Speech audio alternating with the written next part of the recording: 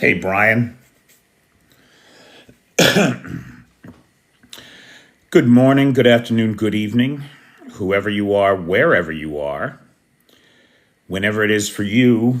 For me, it's just past midnight on Wednesday, August the 7th, and this is the Live at 5 from Kyiv with the news of today's happenings, Tuesday, August 6th, day 896 of Vladimir Putin's war of aggression against the people of Ukraine.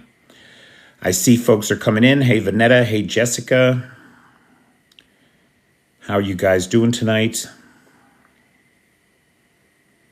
Hey, Cheyenne.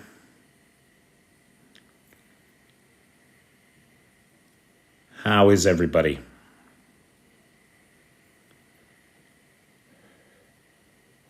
Hey, Jerry O.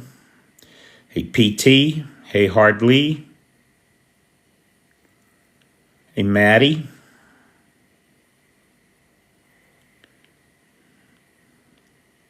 Anthony Tommy Tom is here. Folks are coming in. Hey, Mad Mike. Hey, Sharon. Good evening, everybody.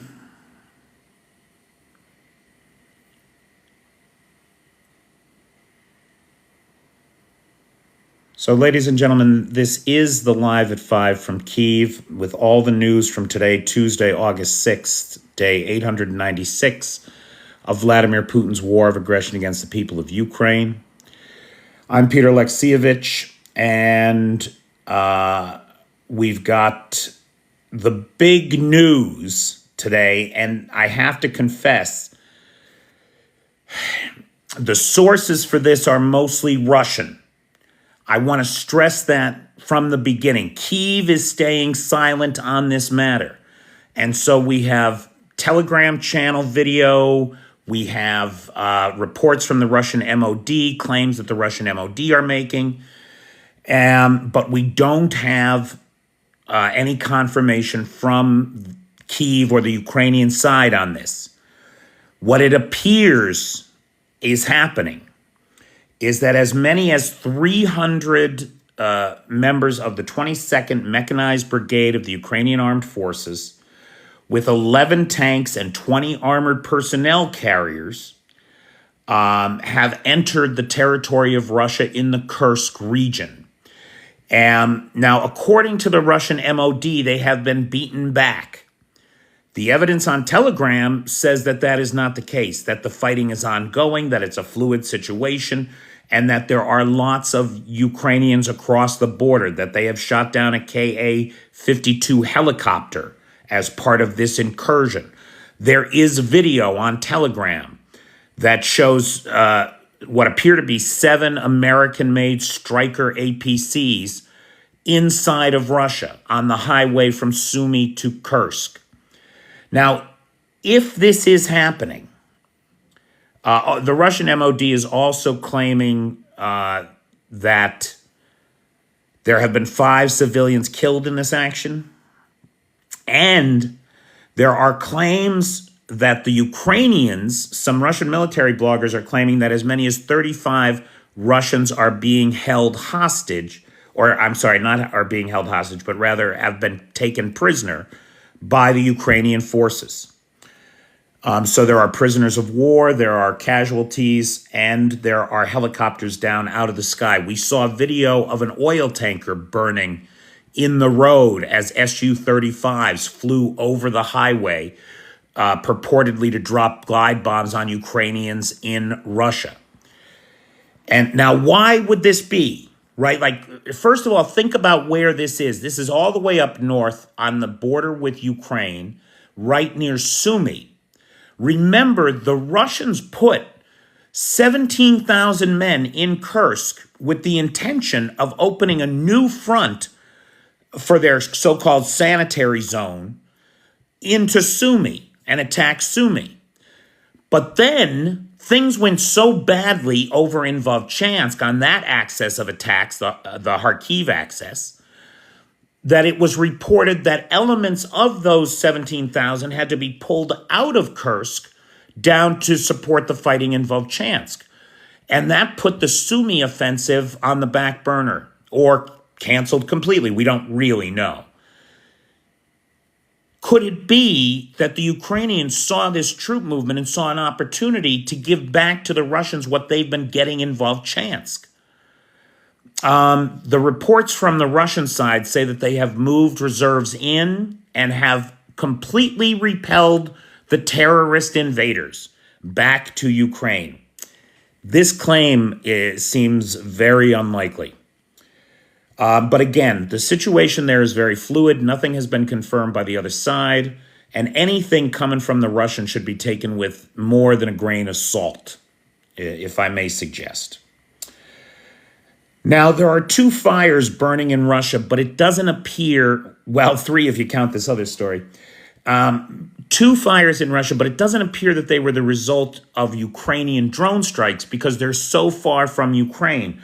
One is an oil refinery in the Komi Republic. It's a transneft refinery, and it's 2,500 kilometers from Ukraine. So it seems unlikely that that could be a Ukrainian attack, though it's not impossible that it could be partisan activity. There was an explosion heard at this refinery, and there is an ongoing fire there now. Additionally, way out in Bashkortostan, about 1,000 miles from Moscow, east of Moscow, a plant that makes solid fuel boosters and rocket parts is also burning. Now, the Russians are claiming that it's an industrial accident. It's a very dangerous business making rockets. Sometimes they blow up. And that seems to be the case here. Now, of course, what could be really happening and why we're seeing these failures inside the industrial base inside Russia is Maddie's saying that is she frozen? Is anybody else frozen? Am I coming through? Big Hawk is responding. Poor Ivan, he just cannot quit smoking, Big Hawk. He just cannot quit. He just cannot quit smoking. Poor Ivan. So my question is, or what I might ask is, what is the effect of an authoritarian regime who is putting pressure on its industrial base to produce more than that base can possibly produce, given the era of sanctions that we're in and given the manpower shortages that there are? And if you start working everybody to death, what happens? Mistakes start getting made. And when mistakes get made putting together solid rocket fuel boosters, you get a big kaboom. When mistakes get made at an oil refinery, you get a big kaboom. And I'm wondering how much of that pressure on the defense industrial base and the refining sector, the oil and gas sector, is created from the top down by this untenable situation that Russia has created for itself, or rather that the Kremlin has created for Russia and the Russian people, because the situation is not sustainable. Now, there was a release of some audio of a telephone call, the authenticity of which has not been confirmed. We're waiting on confirmation from the voice experts and everything. But it purports to be the audio of a phone call of Sergei Kobzov, who is the head of Russian railroads. And in this audio, Kobzov says that the Russian rail system is near collapse. A great deal of that is because the rail system is overburdened with military transport, and because of sanctions. There are a lack of basic parts, like ball bearings, that are wearing out and can't be replaced.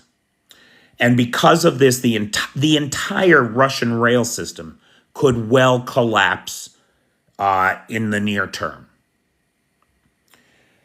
This is according to what is purported to be leaked audio from a call by the head of the Russian railway. Now, Annalena Baerkock, who is the foreign minister for Germany, the German foreign minister, Baerkock, has said that Moscow has deployed mid-range nuclear weapons to Kaliningrad, putting them within 600 miles of Berlin. Now, it has long been rumored, stop that, Big Hawk. It has long been rumored that Russia had nukes in Kaliningrad. We now seem to know that they do, and it seems as though Baerkock is suggesting that these nukes have been recently moved into Kaliningrad. It's a little unclear to me because for many, many years we thought that there were nukes in Kaliningrad, but we didn't have confirmation of it. Now it appears that the Germans have confirmation that there are nukes in Kaliningrad, and in response to this, the U.S. is scheduling the deployment of nuclear-tipped Tomahawks to Germany. And so we'll be deploying nukes on the NATO border.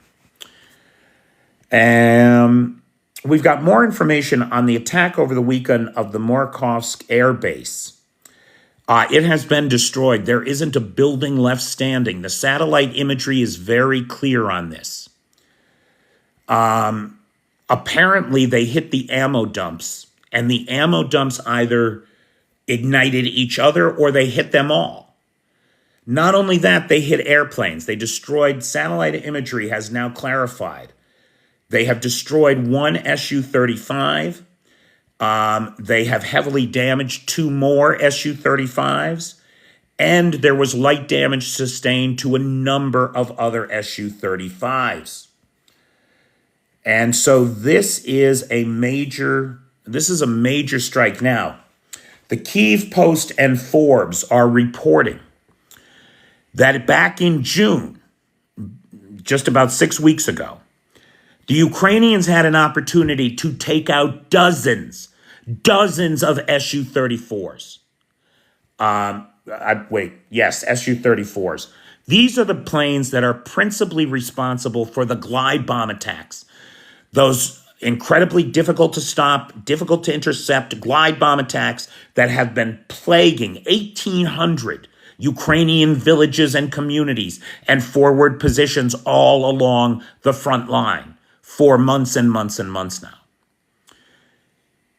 The chance was lost. These dozens of Su-34s were parked at the Voronezh Air Base, 300 kilometers from the Ukrainian front line.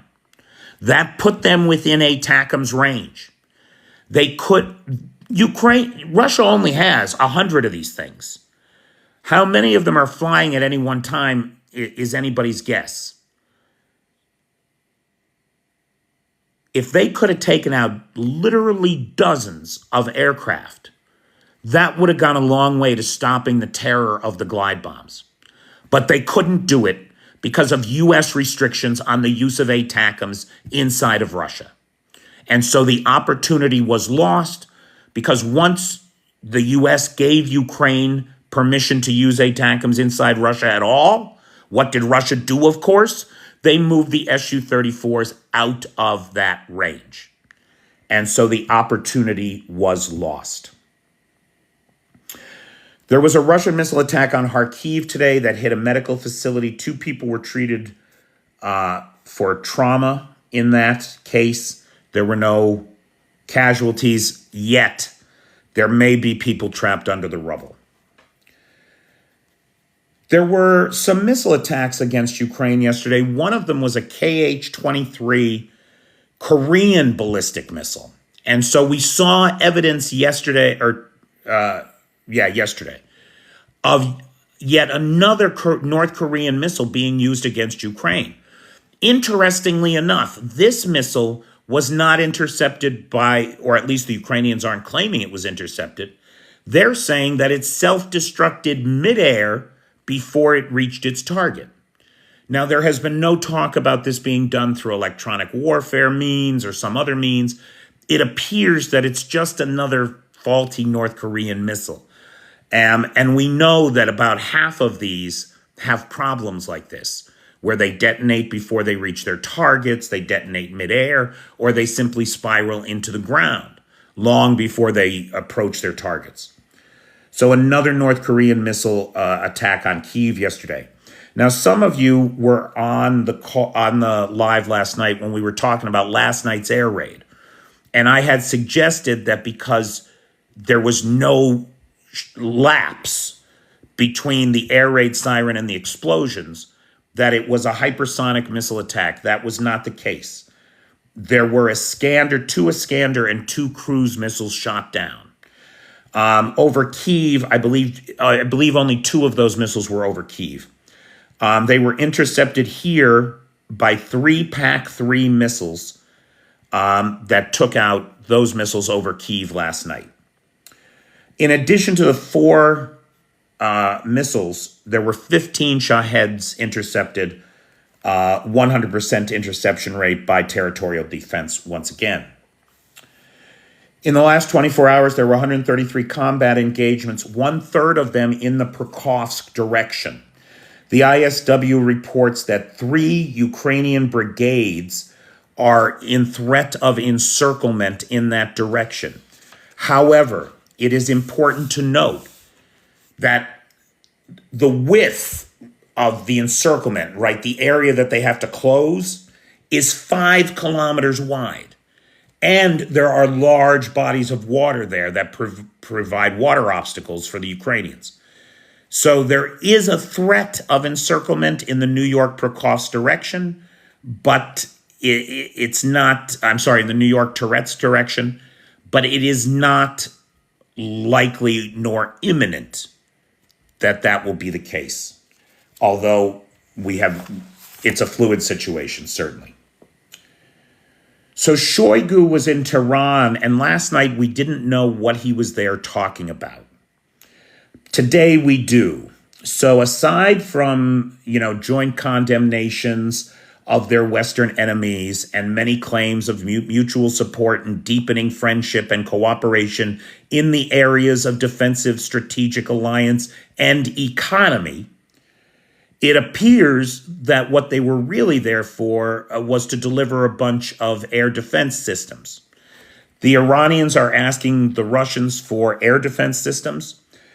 Israeli TV is suggesting, or is stating, they claim that they have evidence that the Russians are also providing Iskander BN system, Iskander K and Murmansk BN electronic warfare systems. Now, the Iskander Ks, usually here in Ukraine, it's the Iskander Ms. They have a range of like 500 kilometers. It's not far enough for Tehran to hit Tel Aviv. But the Iskander Ks have a range of 1,500 kilometers. They can make it from Tehran to Tel Aviv. So if, in fact, these missiles have been transferred to Tehran, it's not unlikely that they may be part of the imminent attack against Israel. So we should know soon whether or not they're there. Then the electronic warfare, the Murmansk BNs, those are an advanced electronic warfare unit for jamming guided missiles, as well as communications. It has been suggested by some analysts that Russia also wanted to talk to Iran to coordinate activities to minimize the impact of a strike on Israel on Russian forces in Syria, or to coordinate that strike with them, although what supporting role the Russians might be playing is unclear. It has been suggested that if they got the Murmansk BNs and they got the Iskander missile systems, there's no time to train the Iranians on them. And so it's not unlikely that there would be Russians in Iran firing those missiles at Israel. Now, that's the kind of shit that when it comes out is escalatory. That's the kind of shit that is going to draw more countries into a broader conflict. And it wouldn't be happening if we had ended Putin in Ukraine the way we could have. Tehran would not be emboldened to this kind of action. North Korea would not be emboldened to the kind of action that they're taking, supplying these missiles to shoot at us here in Ukraine. If we had ended Putin here, if we had given the Ukrainians what they needed to finish this fight and defeat Russia, and if we had said the words, "We want Russia defeated," which we still have yet to do, this shit would not be happening in Israel. This conflict would not be broadening as it appears to be. We got a lot of insight into Russian spy activity and the life of Russian spies this week with the big prisoner swap. Because two of those prisoners that were swapped were what they call illegal spies, right? Sleeper cells. This was a couple of Russians, high-ranking FSB officers who moved to Argentina 11 years ago, had two children, took on fake identities as Argentinian citizens, raised their children as Argentines, then moved to Slovenia and opened little businesses there, and raised their children as Argentine expatriates living in Slovenia. They were then arrested 2 years ago for their spying activities. They were deep undercover. They were funneling funds to spies all across Europe, funneling orders to spies all across Europe, because in Slovenia, you have access to all of Europe. And you're not under the kind of scrutiny that you'd be under, say, in London or Berlin. They ran the money, they disseminated orders, they lived a normal life. When they were arrested 2 years ago, the neighbors couldn't believe it. Now, these people had two children who had no idea that they were Russian, who don't speak a word of Russian, who believed their entire lives that they were Argentines living in Slovenia. An 11-year-old girl and her younger brother were received at midnight with a red carpet parade and flowers by Putin himself, not speaking a word of Russian or having any idea who Vladimir Putin was or what they were doing there. Can you imagine the mind fuck that is as a child? To learn that you are not the people that you thought you were, that you were crafted your whole personality for your entire life? Holy shit. Holy shit, I can't even imagine it. Now, that was not all that we learned about Russian spies this week, because Daria Ostapenko was arrested in Poland and charged with espionage. She infiltrated the Belarusian opposition inside of Poland, communicated their movements, funding activities, propaganda campaigns, etc., to the Belarusian military intelligence, who then used that information in anti-opposition propaganda inside the country. She is known as the OnlyFans spy. She was a hooker turned OnlyFans model. She's a honeypot. She's a classic Russian honeypot designed to sucker Belarusian opposition men into feeding her information that she could then feed back to Russian military intelligence. Fascinating. Good-looking girl. Redhead. Love a redhead. Okay. The EU has approved the allocation of the first tranche of macroeconomic stability funding. Ukraine should get 16 billion euros in 2024. The first 4.2 billion has been allocated. Finally, last thing, the purge of Putin's generals and his defense staff continues. Sergei Shoigu, the former head of the VSK, Major General Vladimir Sesterov, former head of the Main Directorate Innovative Development Agency, Colonel Vladimir Denchik, former head of the Clothing Procurement Department of the Ministry of Defense, have all been arrested on charges of corruption. Now, look, corruption is endemic in Russia. I'm not suggesting that they didn't do it. I don't know that. But what we do know about these three guys is that they had all complained about how the war was being prosecuted. And they were part of Shoigu's circle, all of whom seemed to be at risk from this current purge or pogrom inside the Russian Ministry of Defense. So, guys, those are the top line stories for the day as I understand them. I want to thank, so just before we go to the Q&A, I want to thank the sponsor of tonight's live, Chris Carter. Chris Carter joined the Patreon at the mother level or higher, and so gets a live sponsorship every month. And this is that sponsorship. Always looking for live sponsors. The PayPal is in the link. All you have to do is send at least $30 to the PayPal and you get a live sponsorship.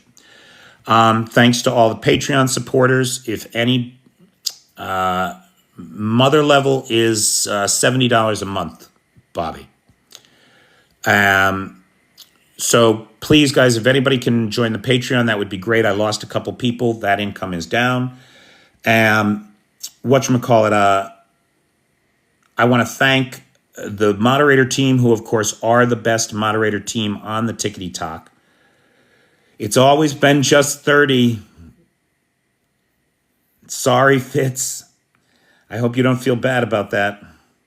Hey, David Frazier.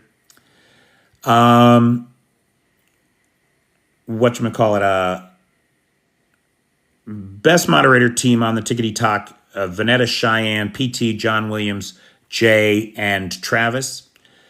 The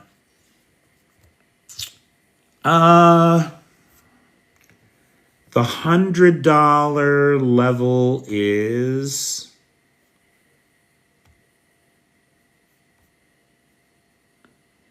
I just renamed them all for Ukrainian drones, you might notice. And the $100 level is the ninja level, Bobby.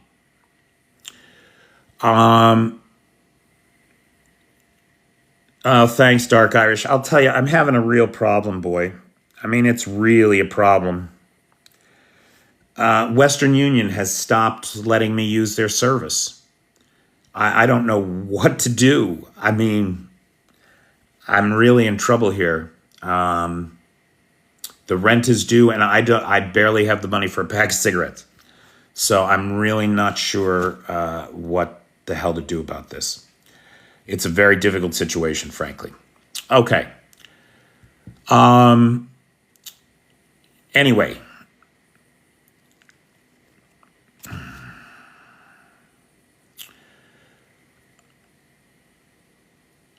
So,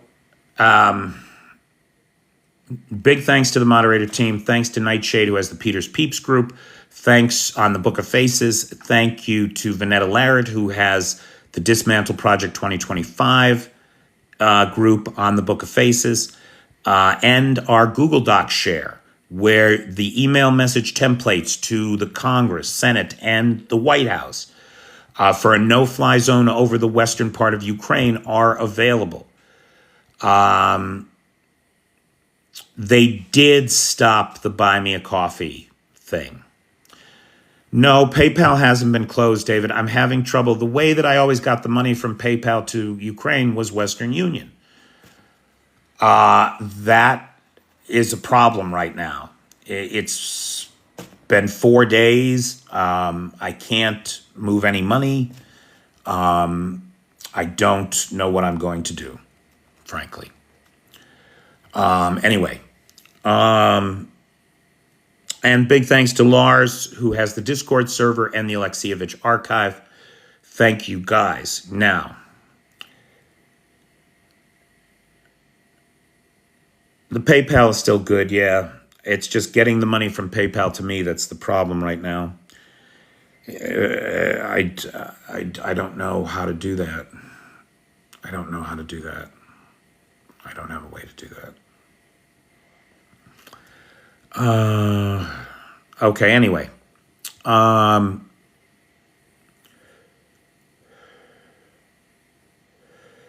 yes, Simon, some countries have given Ukraine full access, right? Here are our weapons. What you do with them is your business. But when it comes to long range weapons, I mean, only the British seem to have really taken the cuffs off. The F-16s, the cuffs are off. But with the long range missiles, it's only the British.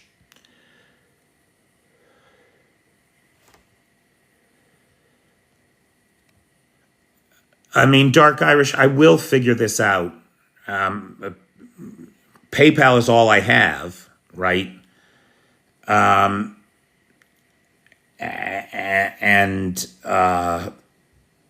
that's the only place to send money. I just don't have a way of getting the money from PayPal to me yet. I am hoping that Western Union is going to solve this in the next 24 hours. Their support, I have a support ticket open with them. They said expect a response in 24 hours. It's just that it took me 4 days to get to the point where I could find somebody that would give me a response. So it's a huge pain in the ass.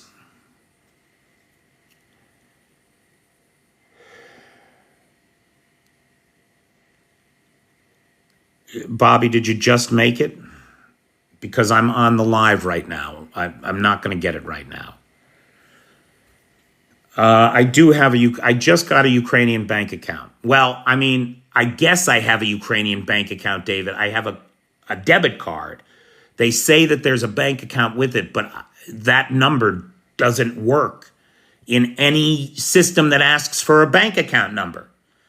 It's a freaking like 17-digit. It's not a bank account number. It's like I can't make it work anywhere. I really, this is not what I need right now. This has taken up so much of my time these past 4 days. It's making me crazy.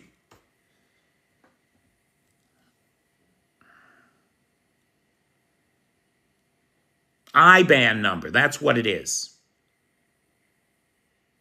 They don't have routing numbers here or something. I don't know. It's very hard because nobody speaks English. So I don't know.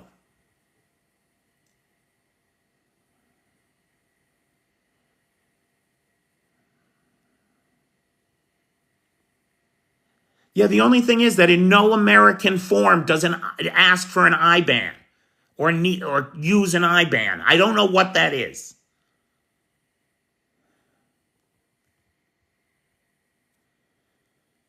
Well, the U.S. did not send Ukraine $300 billion, and no, I do not get any of that.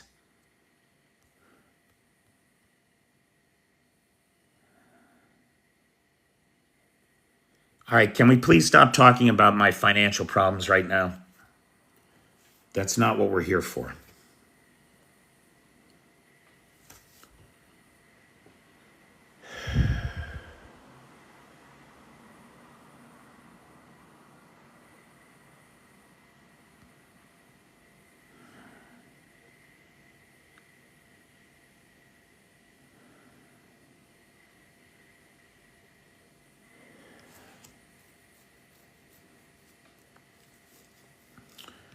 Hey, Kath Brown. The weather's very manageable. The Russian government does have big money problems. Common sense, you are not wrong.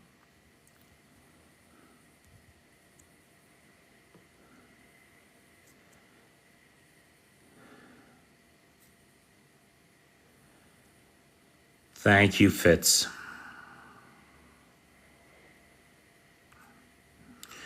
Yep, Ukraine shot down a Ka-52 helicopter on the border at Kursk, where the incursion is taking place. Putin was asking Ukraine not to rain on his Navy Day parade. I did not see that, Bobby. But that is not surprising.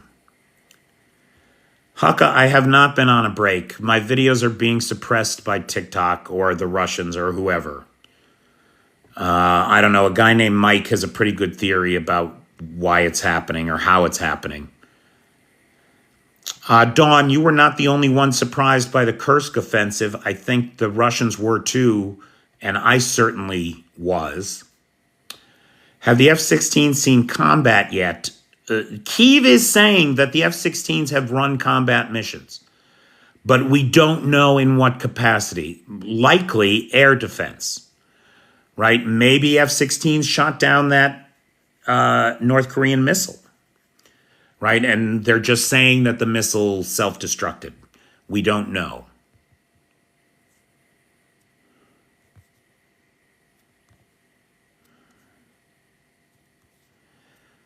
Guys, sorry, the scroll is moving very fast. A lot of people are chatting in. So if I miss your question, please chat it back in. Is that Richard Van Scooter? Thank you, Richard Van Scooter.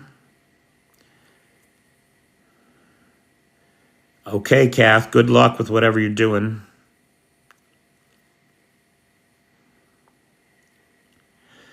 Yeah, Sam. So any pro-Ukrainian, pro-democracy voices these days seem to be having an awfully hard time on the tickety talk. I mean, I posted about the Ukrainian incursion into Kursk, and in the first hour, the video had 71 views. That doesn't even make any sense based on how I understand TikTok works. So really depressing, frankly. F-16s have seen defensive missions, I know, but can't say what they've hit offensively. If anything, it seems unlikely that they've been on offensive missions just yet.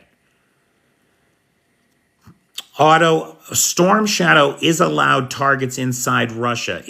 I'm not sure how closely the British have defined what targets Ukraine can hit inside Russia, nor how far inside Russia they can hit. But purportedly, they can now use the Storm Shadows inside Russia.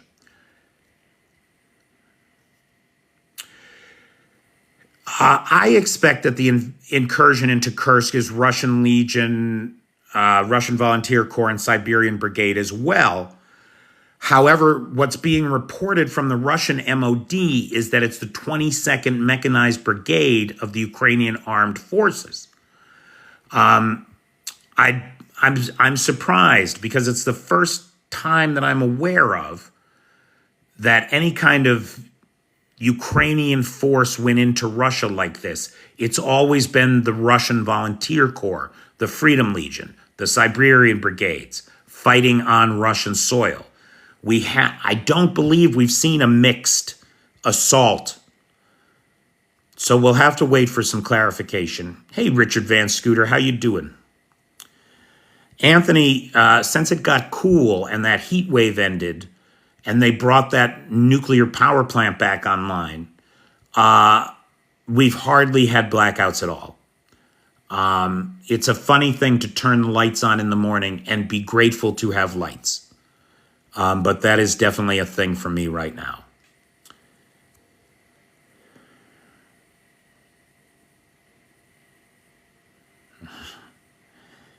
Thanks, Bobby. I am not the only one bringing you air raid sirens live. The king of bringing air raid sirens live is David Fraser, boy. With that Tesla of his sitting outside of the Russian embassies in Europe, blasting air raid sirens every time there's one over Ukraine. That's my favorite troll of this war.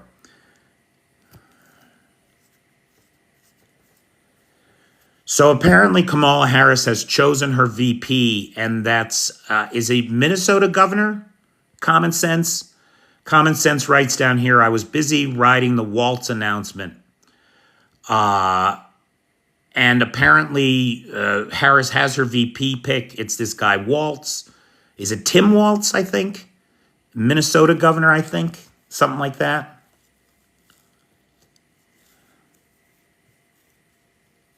Minnesota Governor Walz, yeah. Tim Walz, yeah. Walls. Is it pronounced like Walls? Correct. Now, I don't know anything about this guy, so I can't comment. The Minnesota governor, doesn't Minnesota only have like 2 electoral college votes? I thought that was a very interesting choice. I mean, who is he on the ticket for? He's a vanilla pick who will agree with anything Kamala Harris says the Jedi. Timothy James Walz is an American politician, former school teacher, and retired U.S. Army non-commissioned officer who has served with as the 41st governor of Minnesota, says Common Sense in Crazy Times. From the window to the walls. From the window. I don't really know what that means, PT. He's addressed MAGA issues and can talk to MAGA real. Otto, I'm with you.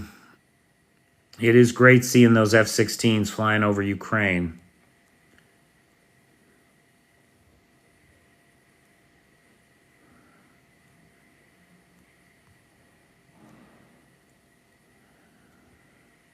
Minnesota has 10 electoral votes. Thank you, Sam. So thank you very much, said the American to, you're from Finland, right? Aren't you Finnish? Forgive me if I've gotten that wrong. Former staff sergeant, says Jason. Hey, Jay, how you doing, pal? Oh, Walz started the weird campaign. Well, he's right. Oh, good. I'm glad, Sam, so I got that right. He started the weird campaign.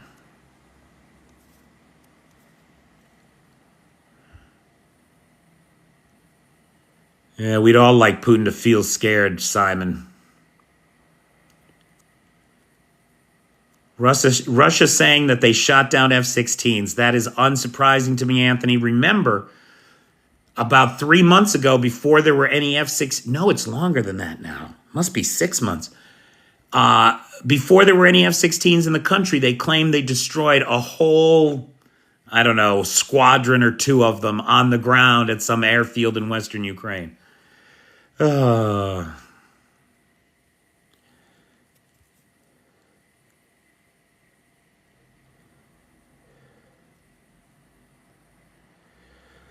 people are happy with the choice of Walz. He can unite those from Middle America who veered off to Trump. This is all good news.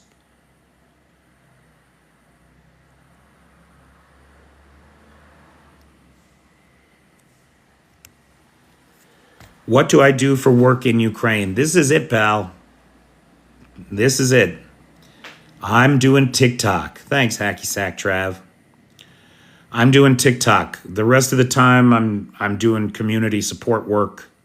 And I'm basically self-financed this whole time, although it has been great to have some income from the Patreon. Yeah, this current thing is really a problem.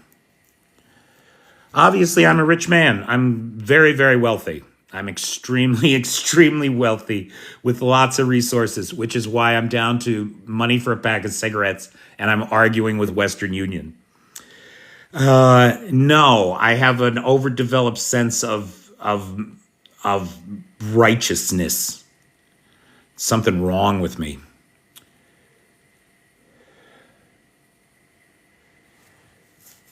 Too much baggage with Shapiro.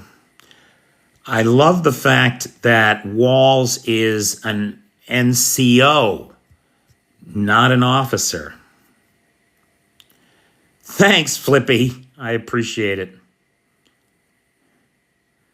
I don't know enough about Walz to know what he'd be like, but Vance is an idiot. That is definitely something I do, Nightshade. Thank you, Anthony.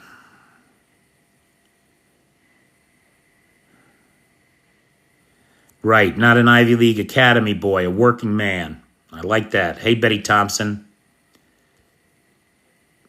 Thanks, Jedi. How you feeling, Betty? Everybody say hi to Betty. Ask her how she's doing. She had some surgery recently, and we hope she is on the mend.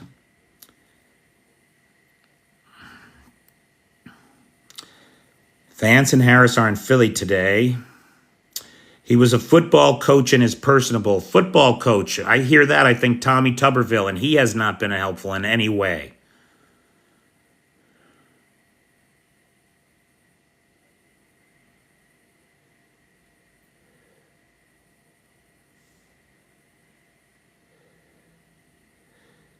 Feeling the love, Betty? I hope so.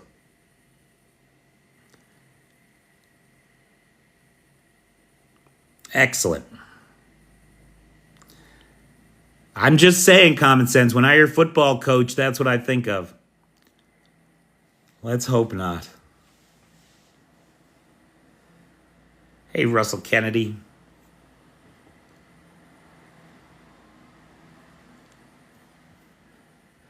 I don't know who Peter Thiel is, or Thiel. I don't know who that is, Bobby. Hey, KC. All right, so just to review, the big news today, of course, is the Ukrainian incursion into Russia. Maybe 300 soldiers of the 22nd Mechanized Brigade, maybe supported by Russian Freedom Legion soldiers, have crossed the border at Kursk. The Russian MOD says that the attacks have all been repelled, but the video on Telegram tells a different story.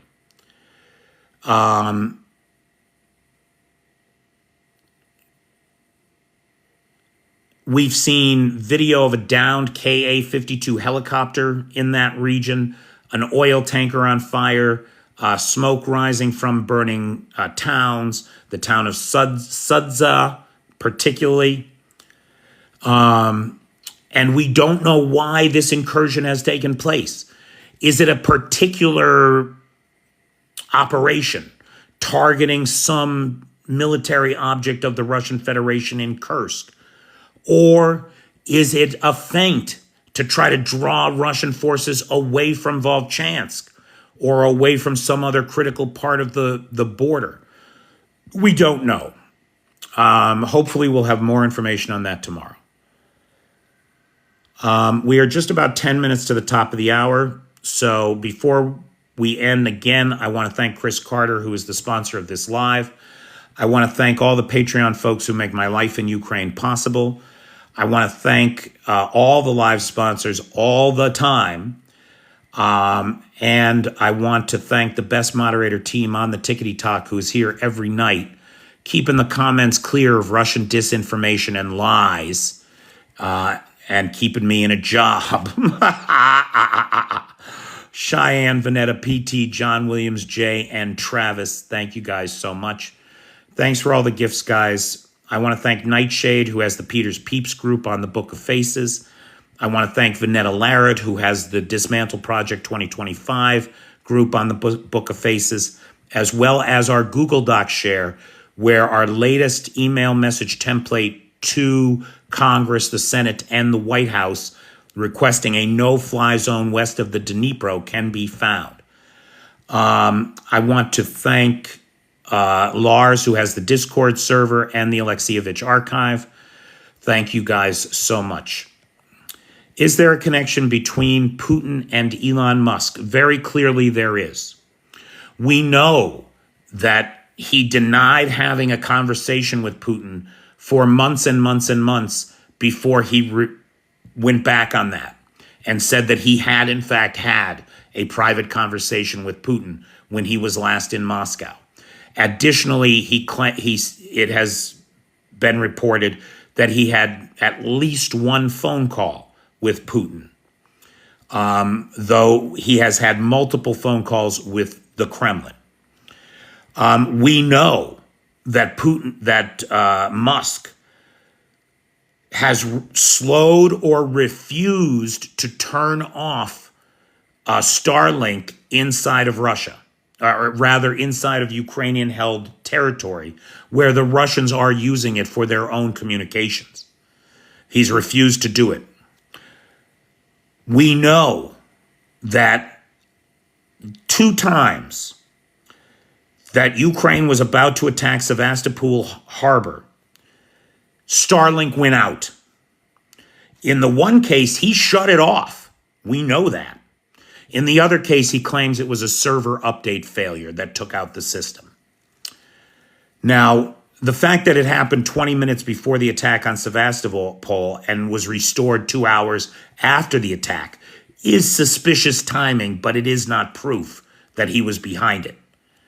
But it certainly seems that Elon Musk should be investigated for interfering in U.S. foreign policy and in aiding and abetting an enemy of the United States during a time of war.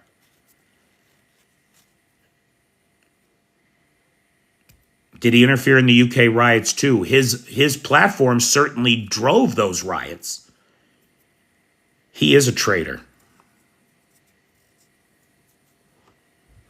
Germany just sanctioned Tesla because of Elon Musk's support of Trump. Interesting.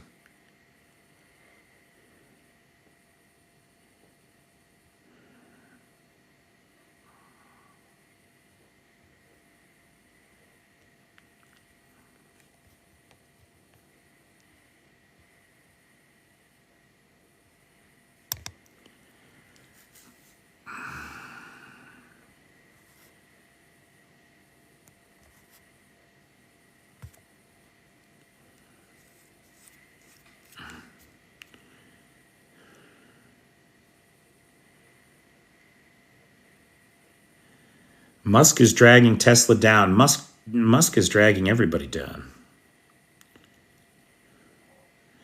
Right, Trump hates electric cars, makes fun of them all the time. Then Musk pledges him $45 million a month.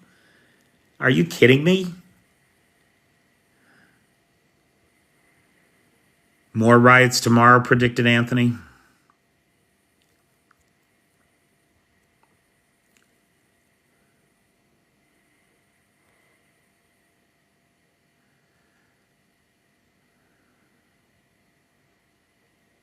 Thanks, KC. I will. Guys, look. You know, I try very hard to make videos and lives that are compelling and interesting and factual about what's happening over here. And it is the greatest work of my life, and I am deeply appreciative of the fact that I could not do it without you guys. And especially people like Ballerina and Fitz and Bobby and Dan Ballard. And I mean, there's so many people that have been so really good to me and supportive of this channel and the work that we do here. I cannot thank you enough.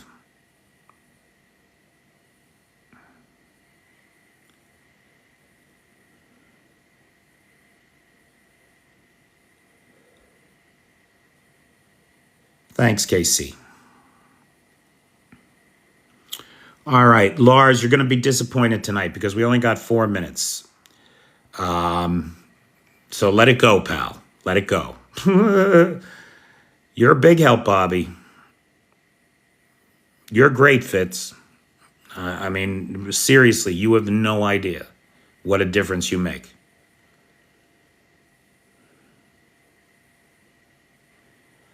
It's impossible, Annette, to keep up with all the content out there.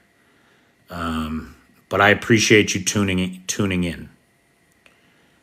You going to be up, David? I can do that. Yeah. Thanks, pal. The next comedy show, so we got into a pattern now. The comedy shows are the last Saturday of the month. And so our next one is August 31st. Coming to you again live from Gonzo Bar Padil. Tatiana will be back from Germany in time for that show. So the regular crew will be back, Tatiana, Nada, and I. And we'll see. I think Jerry Scarsfeld is going to join us again. And we'll see who else is there. Hey, cool. The Prevent Pete from Singing campaign. Just since you were so nice to me tonight, I won't sing. Unless somebody wants me to.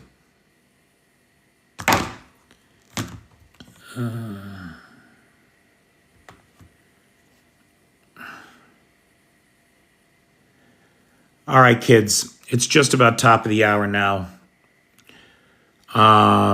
Sing it. All right. Guys, again, I appreciate all of you being here for me. And because you are here for me, I can be here for you. How about ending with a limerick? Now, the problem with ending with a limerick, Bobby, is that everybody thinks that limericks have to be dirty, right? But they don't have to be, right? Take, for example, a young engine driver named Hunt was given an engine to shunt.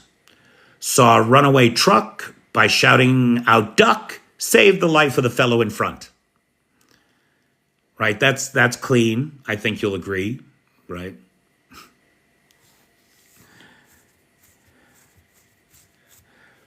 Like the Pied Piper of Hamlet, I'll sing the Russians out of Crimea. Actually, on the subject of Koreans, it's worth pointing out those North Korean engineers never did develop. Remember, there was a threat that the North Koreans were going to send a bunch of engineers to Ukraine? They never did. Not yet, anyway.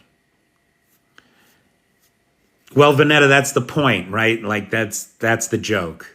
You set a false expectation because it's a limerick, and then it's not dirty at all, and the only one you have to blame is yourself.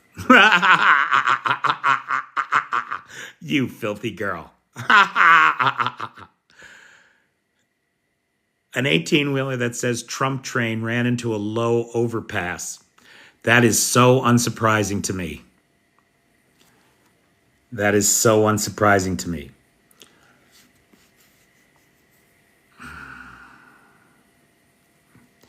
You're naive, but you came up with the C word. That's not naive.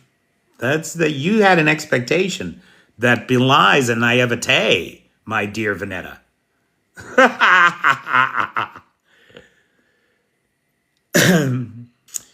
The Harris Walls rally is just starting off, is it?